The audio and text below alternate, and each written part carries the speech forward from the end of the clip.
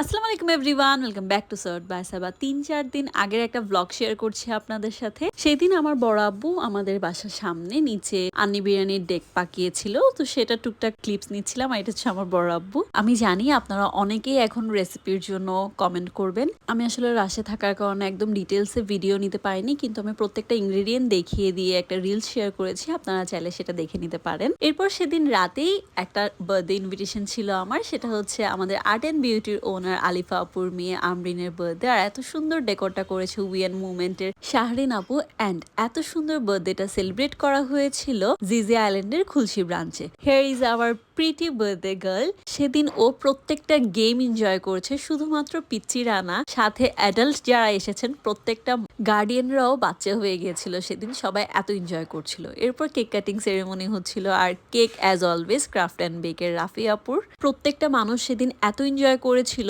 বড় ছোট সবাই গেম খেলছিল, সবাই সেলিব্রেট করছিল দিনটাকে। জিজি আইল্যান্ডের স্কুল ক্লাস পার্টি থেকে শুরু করে বার্থডে পার্টি সবকিছুই সেলিব্রেট করতে পারবেন আপনারা আপনাদের স্পেশাল ডে। বাচ্চার পাশাপাশি সবাই মিলে একটা কোয়ালিটিফুল টাইম স্পেন্ড করতে পারবেন। বেবির বার্থডে দিন বেবিরা তো এমনিতেই স্পেশাল ফিল করতে চায়, সে জায়গায় যদি ওর ফ্রেন্ডস অ্যান্ড ফ্যামিলি নিয়ে ওইভাবে এনজয় করতে পারে একটা ফ্যামিলি এন্টারটেনমেন্ট সেন্টারে, আর কি লাগে।